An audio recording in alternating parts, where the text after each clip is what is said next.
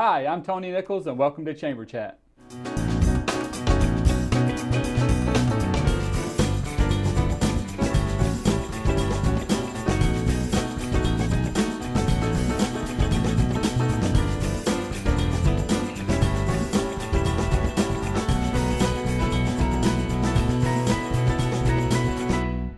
Hi, and welcome to this edition of Chamber Chat, a program put together by the Salisbury Area Chamber of Commerce to keep you informed on what's going on in your chamber and in your community. Up first this week is Robbie Sheehan, the Deputy Chief of Staff, and let me get this right, Director of Government and Community Relations with Salisbury University. Yes. Yep. Robbie, thanks for joining us. Thank you so much for having me. I appreciate it. Robbie, you chair up front, people would think maybe one of the most lackluster and uneventful divisions, or you work in one of those divisions with the chamber. Yes. Advocacy and government relations.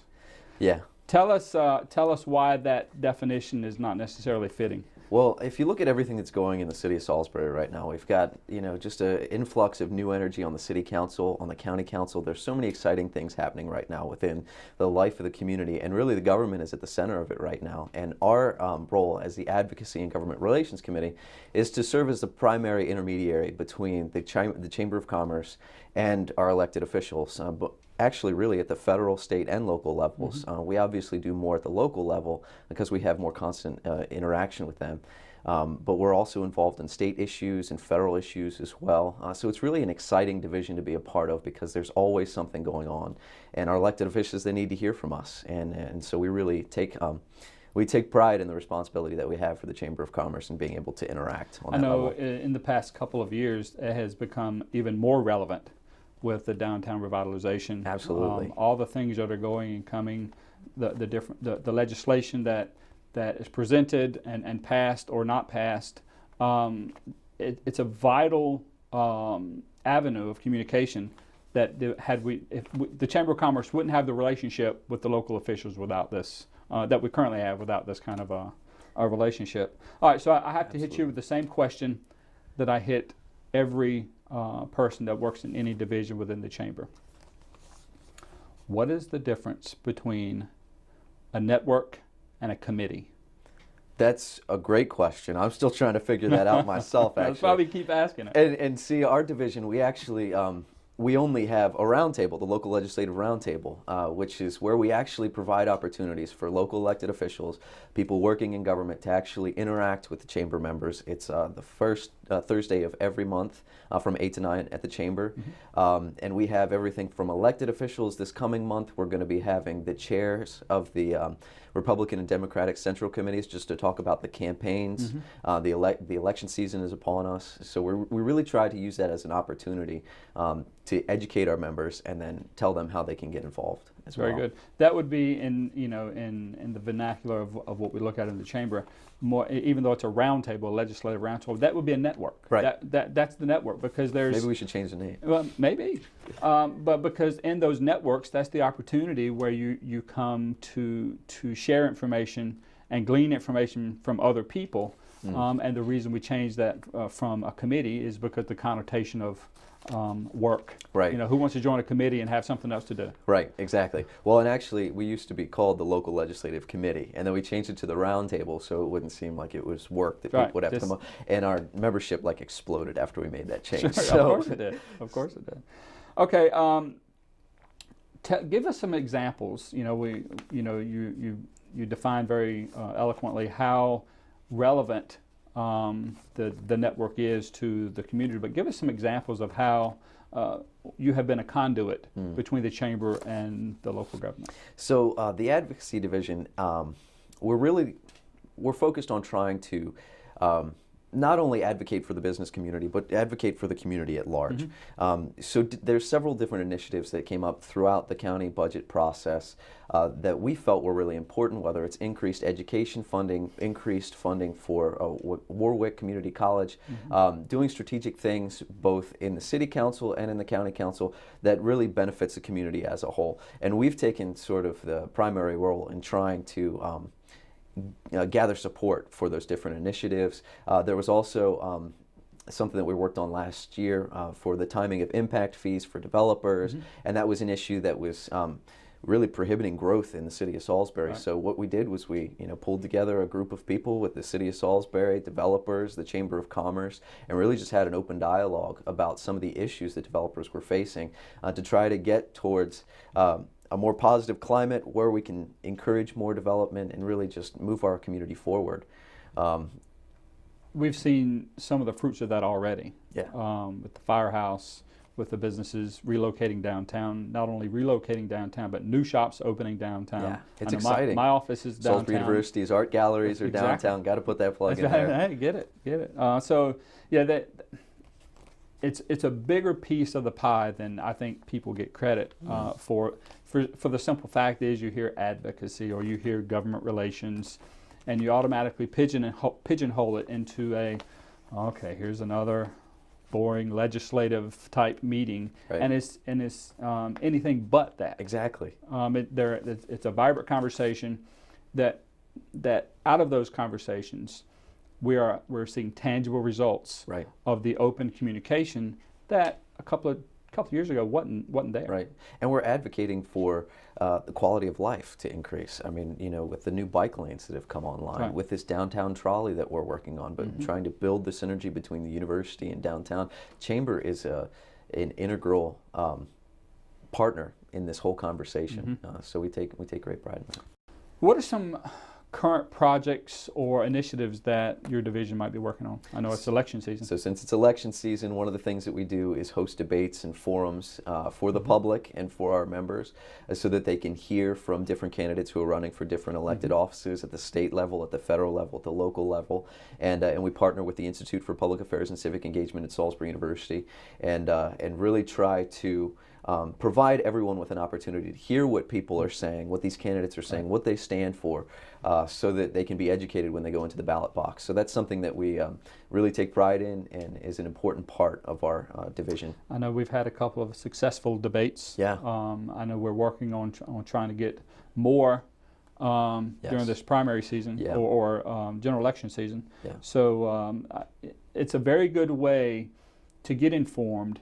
And it's happening more and more frequently where, again, going back a couple of years, it was just a group, whether it be the Chamber or Rotary or whatever the case may be, holding their individual forum, if you will. And now it's more of a citywide. Exactly. Come see what's happening. And the neat thing is a lot of these organizations, we're partnering together so that we can have larger forums, larger debates, instead of having these individual segments and conversations. We really want to just promote civic engagement across the entire community instead of just our own separate little committees. Here's the $64,000 question. Okay. How can people get involved? Come out to our meetings. I tell people just show up. Second Tuesday of every month at the Chamber at 12 o'clock. We get together every week, really. We go through the City Council legislative agendas, the County Council legislative agendas. When the legislature's in session in Annapolis for the Maryland General Assembly, we're constantly perusing all the proposed pieces of legislation and working closely with our partners at the Maryland Chamber of Commerce just to keep ourselves informed and then spreading that information throughout the Chamber of Commerce. So if anybody has a particular interest or a piece of legislation that they're concerned about, whether it's, taxes or anything like that, which I'm sure a number of the Chamber of Commerce members are concerned about. They need to reach out to us, myself or Mike Weisner, who's Vice President of the division, and we can get people plugged in where they need to be. Very good. Robbie Sheehan, thanks for joining us. Thank you so much. And letting us know about the incognito flying under the radar, but potentially the most active division in the Chamber of Commerce. Thanks again. Thank you. We'd like to give you now an opportunity to take a look at the upcoming events with the Salisbury Area Chamber of Commerce.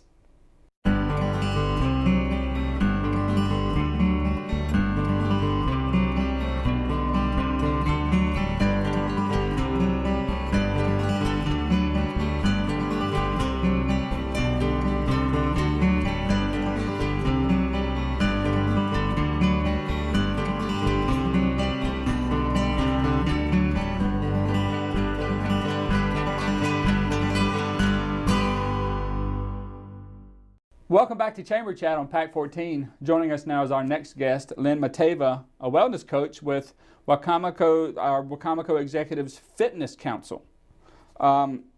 First, out of the gate, what is Wicomico, the Wicomico Executives Fitness Council?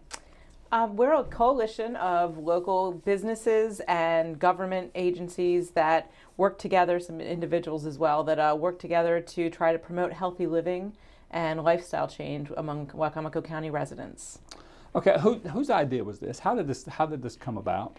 This is our county executive, Rick Pollitt's idea. It was designed to be patterned after President Kennedy's national fitness campaign of the early 60s. We're very fortunate to be chaired by Tom Brown, former Green Bay Packers Super Bowl champ and Washington Senators baseball player. With today's focus, it's almost a never-ending infomercial when you turn on the TV about how to lose weight or something to do or a belt to wear. So the idea that we could have a common sense approach to health and weight management, I think there couldn't be a better time for it. So what are some things that the Fitness Council does? We do a bunch of activities in the area. We do an annual walk at lunch that is free, and it's in the downtown area, and it includes some activities, some fitness demonstrations, some local vendors. It includes a free lunch as well, and we just try to encourage. Yeah, free lunch is great. We try to encourage agencies to send their employees down at lunch and get some activity and some camaraderie. So what the walks are self-explanatory. What are the kind of activities? You said there were some activities. What kind of activities? What could one expect to when they attend something like this? Well, there might be Zumba going on at a certain point in the day, so you could take part in a Zumba demonstration or some meditative or breathing techniques, things like that. And there's also local vendors that'll come and they'll be there with produce, or some of the different health agencies will come out and just show their services. I would assume the council would also, is interested in the bikeways that are being put in place now, as well as crosswalks or areas to walk versus drive when there's a short distance to walk back and forth. I know I walk back and forth downtown all the time, so I would assume those are also initiatives that the council would be interested in supporting and getting behind. Absolutely. There are a lot of research shows that towns that have people walking around and moving and being able to drive from instead of driving from place to place, that they're more friendly communities to live in. They're communities where there's less crime, people are happier, and all of those things kind of make it for a more desired place to live. Sure. So making the place, the downtown Salisbury area, Salisbury, Wicomico County in general, more walkable, like you said, the bike lanes, things like that, all contribute to making this a... I did a little... stalking on the council before the interview, and you guys actually give away some awards. We do. On a monthly basis. Tell me about those. That actually looks pretty cool. Yeah, it's a great thing. We give away an award once a month, and these go to an individual. They can also go to an agency that has put in a workplace wellness, but the idea is that there's been 6 months of some sort of healthy lifestyle change in place, whether someone has lost some weight, they've quit smoking, they've become more active, and a lot of times whatever they've done has really inspired other people as well. They've made a change that's definitely made a difference for them and the people around them. Now, people, I find it's not very difficult for people to lose weight. Everyone starts something and loses some weight, but they tend to find it again. It's just around the corner. So my guess is that the Fitness Council talks about ways and ideas and thought processes that will help you keep that weight off. Absolutely. A lifestyle change. Absolutely, and that's really what we're all about, is supporting those lifestyle changes and things that people can do for the long term. Yeah, I happen to be the happy recipient of 15 pounds of weight loss. But it's really just watching what you eat. I mean, that's where you can start. That's something everyone can do. Portion control, all those kinds of things. But then not only watching what you eat, but with not only the portion control, but what you're actually putting in your body, and not doing it at 10:30 at night. and those simple kind of things. I would think that would have to be the basis of where all this starts. It does, and it's all those small changes that add up over time. I myself am someone I've maintained a 90-pound weight loss for going on 5 years now, and that's a bunch. It is, and it's just making small changes that you can stick with, and things that aren't extreme. And right. Well, now, do you guys promote yourself, through with the awards? I know, obviously, I went to your website, but do you get out through social media and those kinds of things as well? Can we find you on things like that? We do. We have the website, like you said. We have a Facebook page, the Executive Fitness Council page, and there's also Live Healthy Wicomico page that you can go to through the Health Department and the Fitness Council page. And all of those things are just resources for local residents and ways to get up with us. Very good. What are some things you guys are working on right now? Right now we're working on the upcoming walk at lunch that'll be in January, and we could definitely use volunteers for that. We have a walkability survey, which I encourage all residents, if you can get on the website and go pull that off and take it, and you can give us ideas for places where we need crosswalks, where sidewalks need to be extended, things like that, because those are activities we like to promote. And now, is that walk the one that happens downtown? I know every year there's one that happens downtown, so that is the same walk. Gotcha. Very good. How can our viewers find out more, or how can people get engaged?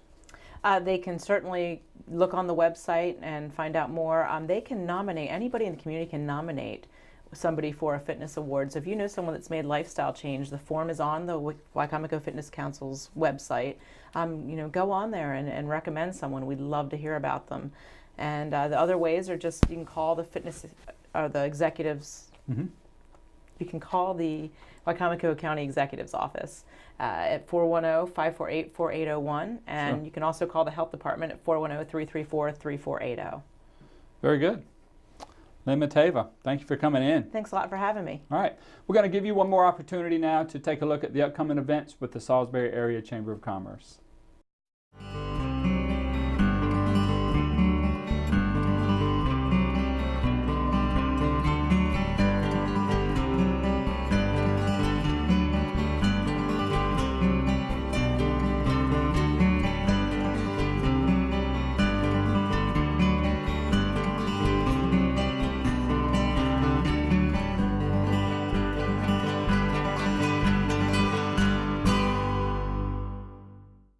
Hi, welcome back to Chamber Chat right here on PAC 14. Joining us now is Shannon Layton, the Events Director with the Salisbury Area Chamber of Commerce. Shannon, thanks for coming back. Thanks for having me.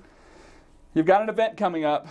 Takes a lot of bandwidth, a lot of time, effort, and energy. The job fair is coming up, I believe. Yeah, we have an annual job fair each year in the fall. This year it's on October 23rd at the Center at Salisbury Mall.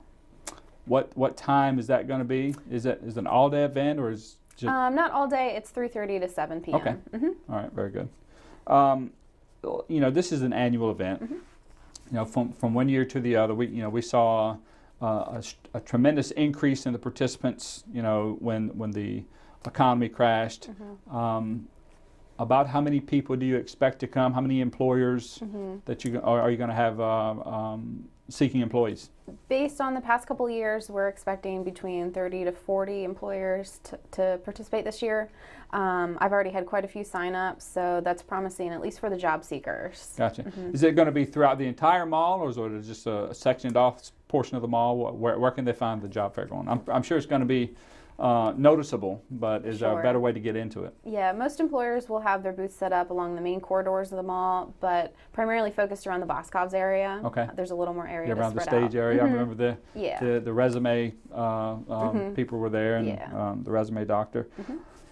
Okay, I'm unemployed, and I am attending the job fair. Go. Well, you want to make sure you dress to impress. You want to make yourself marketable in all ways possible. So obviously the first thing that they'll notice is your appearance. So as you walk up, you want to be confident, dressed and professional. Also make sure you bring plenty of copies of your resume. You want to be able to give those to each employer that you talk to. Right. Now, we talked a little bit about the resume doctor. I'm assuming that service is going to be provided this year as well? Correct, yes. Because many times someone may not be looking for a job, but want some feedback on on keeping that resume fresh. Yeah, that's what we found over the years, that there were plenty of individuals that might not be ready to be looking for a job, or they just need help updating their resume. So this is a nice opportunity to bring your resume in, and you can meet with one of our resume doctors for free, and they'll give you some advice and input on how you can make yourself the most marketable. Very good. So, we talked about, I am an employee or an individual looking a job, and you gave them that advice. Okay, now I'm an employer, and I'm seeking individuals. I'm trying to find the right fit. What's my advice? To find the right fit, I would say definitely have the job descriptions ready beforehand. Have those ready for anyone that comes up. I think that's probably one of the easiest ways that you can filter out, whether it's a certain amount of education, experience, if it's entry level, management level. That's probably going to be your easiest way. Yeah, I know my company's had a booth there a couple of times over the years, and you really have that first contact, that initial meeting, but you tend those people that have it, that quality that you're that quality that you're looking for, they tend to present themselves with that quality in that very first interaction. Yeah, we find that most employers, they'll get a stack of resumes each time that they go, and they'll say, out of 150 resumes, I've got X number that are really promising. That they already know are standing out in terms of people that want to pursue. Yeah. Very good. How can a business register? Just contact the chamber. You can give us a call or visit our website. We have the registration forms on there. To have a booth, it's only $100, and from 3:30 to 7, you'll get to meet with potentially hundreds of potential employees, and hopefully you'll find your next employee at our job fair. Having placed ads and received the responses to those ads, whether they be in a printed publication or online.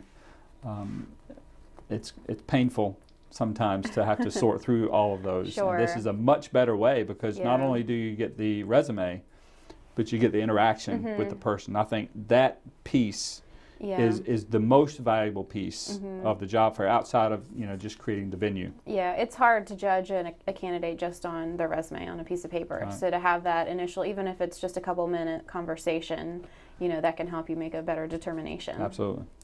All right, well, you are a plethora of information on this particular segment. So you've got something else you want to talk about. We do. So the job fair takes place on October 23rd at the mall. And then 2 days later, also at the mall, we have something called Chamber Fest. So that's Saturday, October 25th. And what that is a business-to-consumer showcase that we offer for our members. I remember when I first moved to Salisbury, within the first year I was in Salisbury, that's 10 years ago now. That was one of the first things the company I was with then I decided to do is get us in the Chamber Fest. And I had all of my employees come through and work the booth at some point or another. And it was a tremendous success. People are truly very interested in what's going on with local businesses. And it proved for me at that particular time to be a very valuable and economical resource to get the word out about my business. Yeah, absolutely. We like to say that it's a very cost-effective way to get your business in front of thousands of people in just one day. Right. The mall, over any weekend, sees anywhere between 15 and 20,000 people in foot traffic throughout the weekend. So this is just one day. You can potentially meet with thousands of customers. Okay, same question, different event. How many vendors over the years have you seen, and what do you expect to have this time? We expect between 50 and 60 vendors, and they're all chamber members, but those businesses that participate, it's a very wide range of who participates.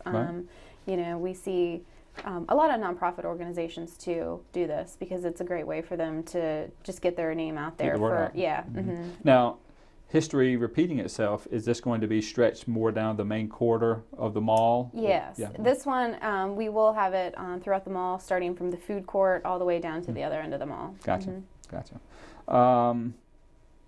Once again, how do they register? How do businesses register for this? You can register on the Chamber's website, salisburyarea.com. You can also give us a call at the Chamber, and we'll get you signed up.